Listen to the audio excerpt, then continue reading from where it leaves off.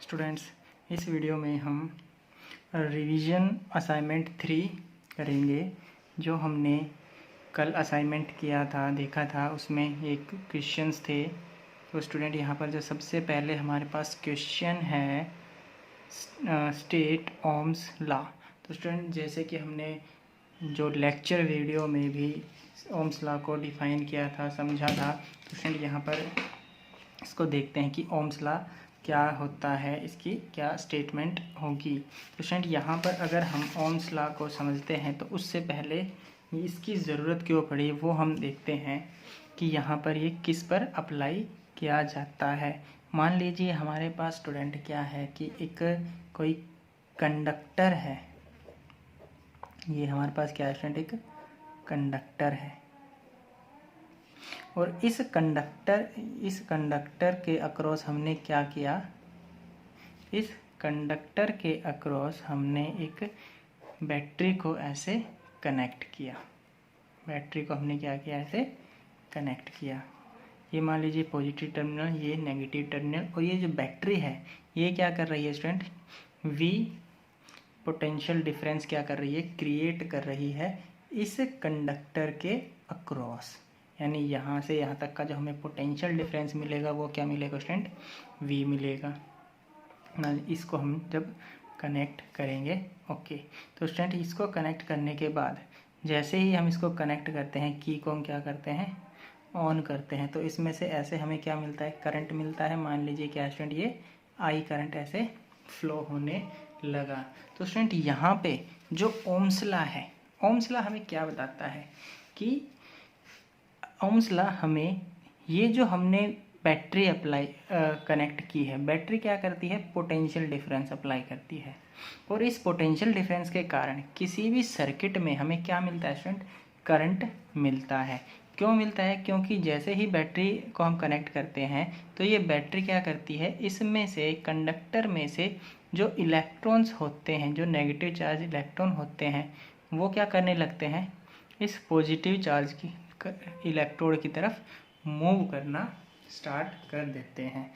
तो स्टूडेंट जैसे ही ये चार्ज मोशन में आते हैं तो चार्ज इन मोशन ही हम क्या कहते हैं, करंट कहते हैं। यानी the rate of flow of charge हमारा क्या होगा, करंट होगा। तो स्टूडेंट जैसे ही हम ये पोटेंशियल अप्लाई करते हैं हमें क्या मिलता है, करंट मिलना स्टार्ट हो जाता है। तो यहाँ पर ओम्स लॉ करंट और पोटेंशियल के बीच में ही हमें क्या बताता है, एक रिलेशन को प्रोवाइड करता है। तो स्टूडेंट्स यहाँ पर अगर हम स्टेटमेंट लिखते हैं ओम्स लॉ की, statement for Ohm's law, student ये क्या होता है, it states that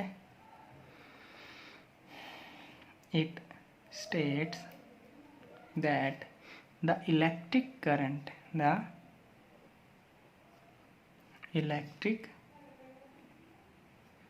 current flowing through, इस सर्किट में से flowing through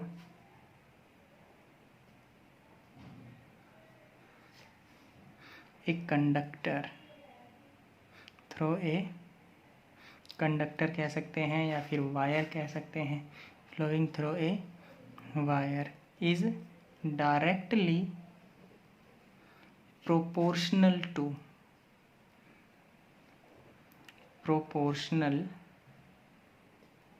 to potential difference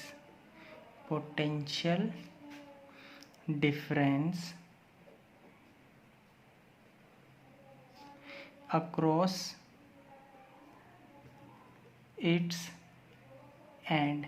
तो स्टूडेंट यहाँ पर अभी हम क्या कर रहे हैं, अगर इसको समझते हैं, ये क्या कहता है, electric current flow through a wire, किसी वायर में से जो हमें इलेक्ट्रिक करंट मिलेगा, is directly proportional to the potential difference across its end. तो स्टूडेंट मान लीजिए यहाँ से इस कंडक्टर में से क्या है, करंट फ्लो हो रहा है, तो इसके अक्रॉस जितना हमने ये बैटरी अप्लाई की है उसके डायरेक्टली प्रोपोर्शनल होगा। कहने का मतलब क्या हुआ, जितनी ज़्यादा हम वोल्टेज बढ़ाते रहेंगे करंट भी हमारा क्या होता रहेगा, इनक्रीज़ होता रहेगा। यानी करंट अगर हमने इंक्रीज़ किया, ये पोटेंशियल डिफरेंस अगर हमने इंक्रीज़ किया तो करंट भी हमारा क्या होता रहेगा, इंक्रीज़ होता रहेगा। potential difference across its and provided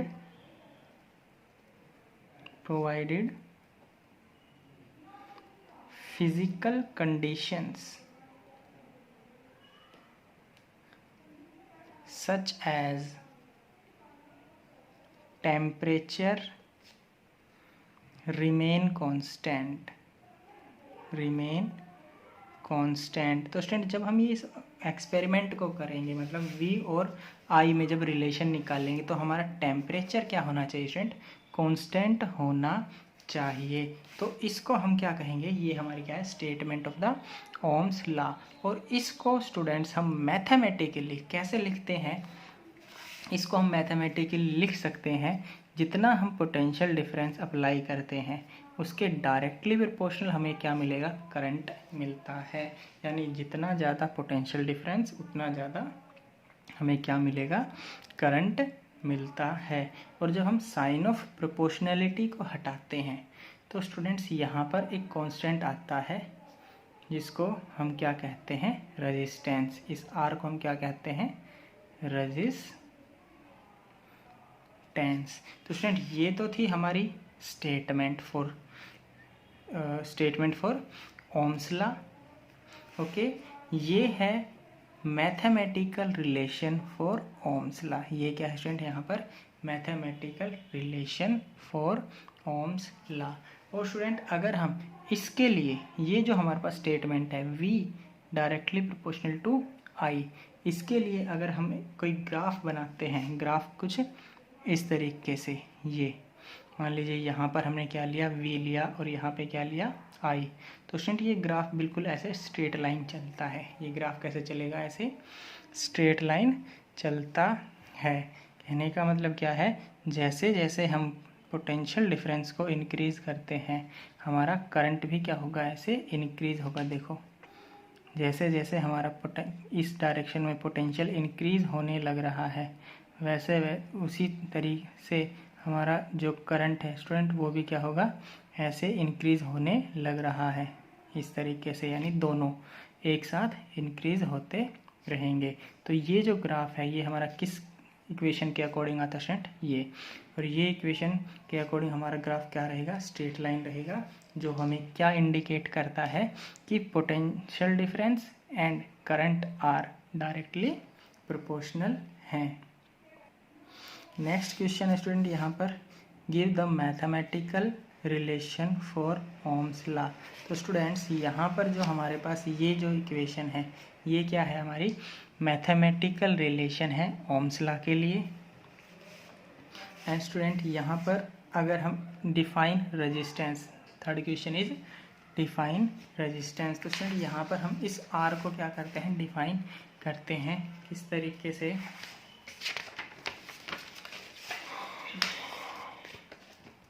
तो स्टूडेंट यहाँ पर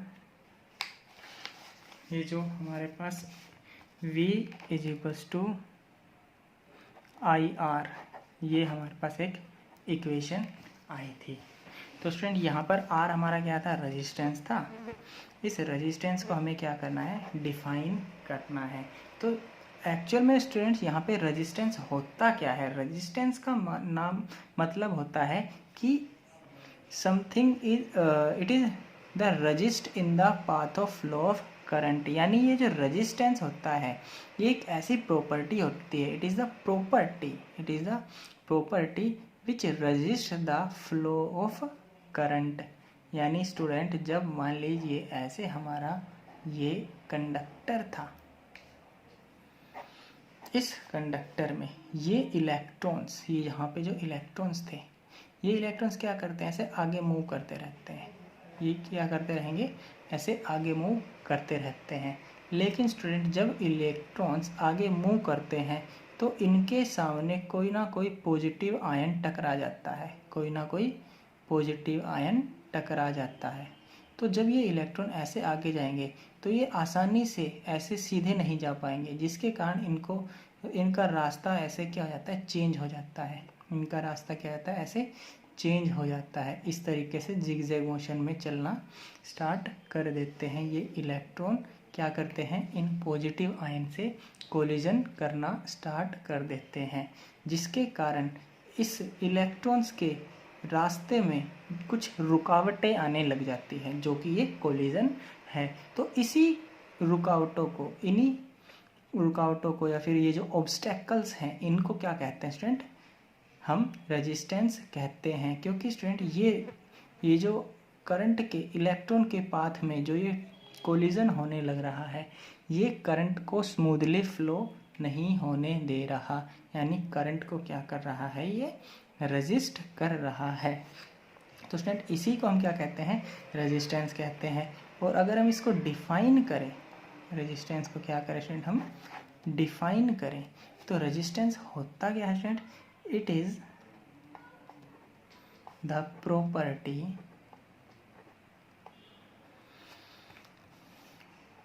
ऑफ एनी कंडक्टर, या फिर एनी मटेरियल भी कह सकते हैं, any material which resist the path of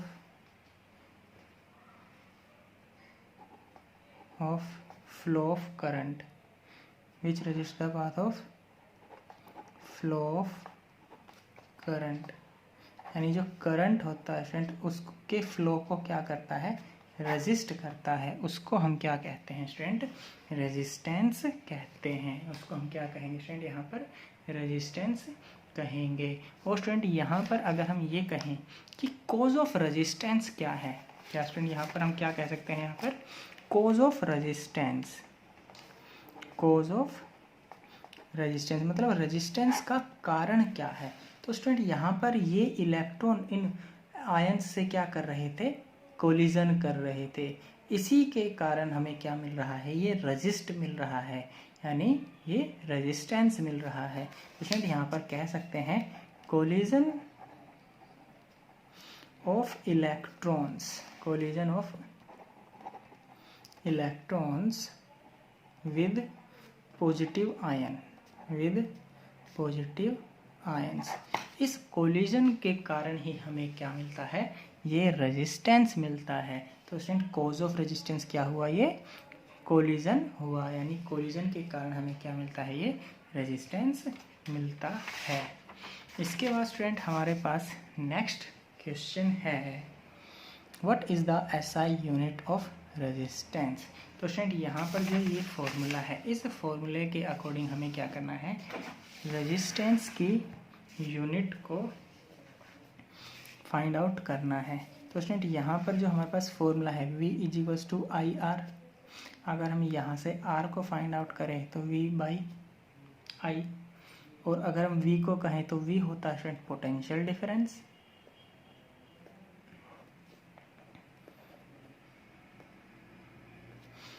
I होता है करंट।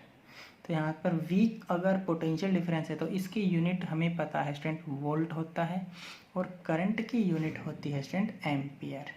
क्या होती है स्टूडेंट, एम्पियर।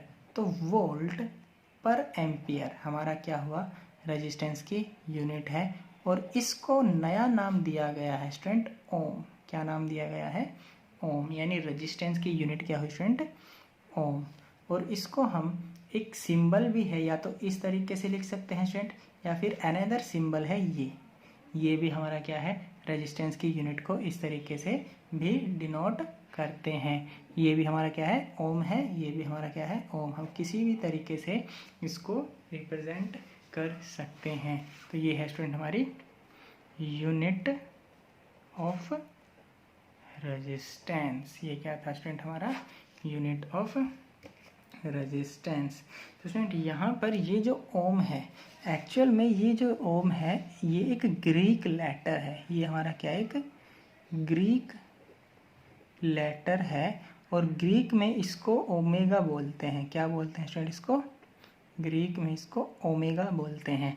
और यहाँ पर रेजिस्टेंस की यूनिट क्या है, ओम है, तो यहाँ पे हम इसको क्या कहेंगे, ओम कहेंगे। ओके, इसके बाद स्टूडेंट हमारे पास आखिरी क्वेश्चन है, define unit of resistance.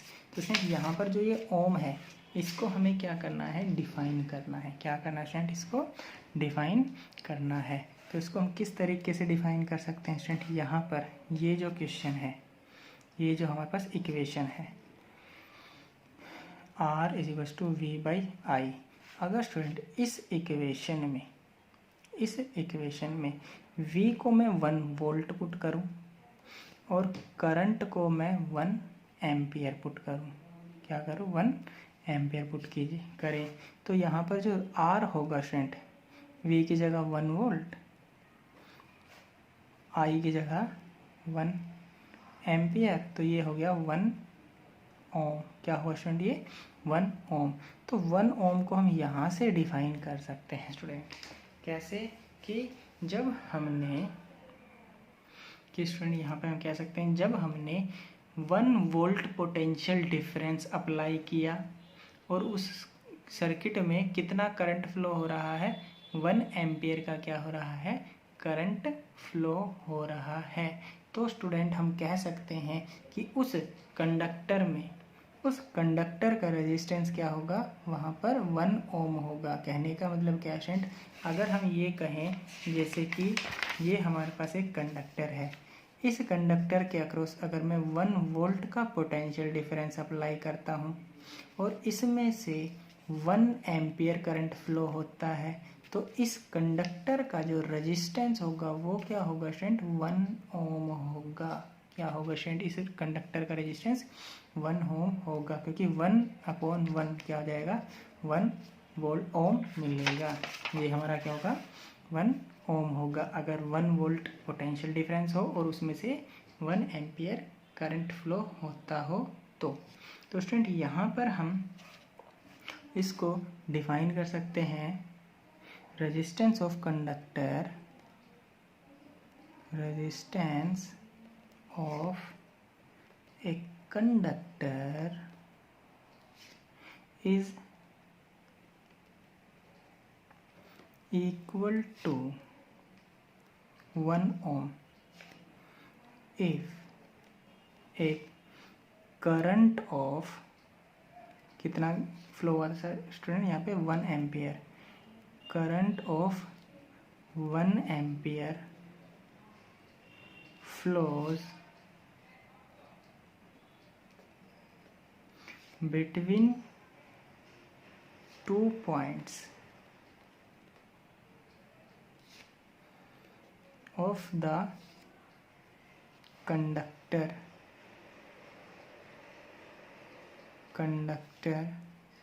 having potential difference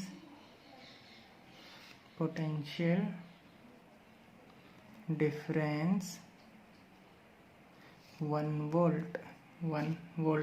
कहने का मतलब क्या स्टूडेंट, अगर 1 एम्पियर करंट फ्लो हो रहा है between 2 point of a conductor having potential difference 1 volt, और उन 2 पॉइंट्स में कितना के बीच में कितना पोटेंशियल डिफरेंस है स्टूडेंट, 1 वोल्ट है, तो स्टूडेंट हम क्या कहेंगे, उस कंडक्टर का रेजिस्टेंस 1 ओम होगा। कहने का मतलब क्या है स्टूडेंट, यहाँ पर ये 2 पॉइंट्स,